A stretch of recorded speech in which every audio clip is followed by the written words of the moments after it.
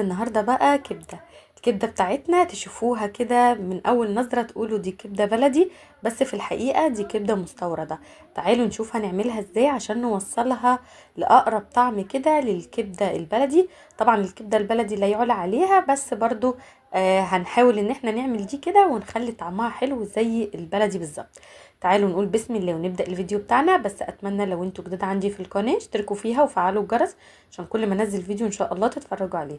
بصوا شكلها تحفة، اللي هيشوفها مش هيفرق بينها خالص وما بين الكبدة البلدي. هنقول بسم الله كده وهنبدأ. انا عندي كيلو الا ربع من الكبدة المستوردة. الكبده دي عندي كده كانت متقطعه مكعبات كده زي ما انتوا شايفين، لكن انا في العادي بحب اجيبها شرايح واقطعها كده مكعبات وتكون كبيره شويه، بتكون احلى في السوا.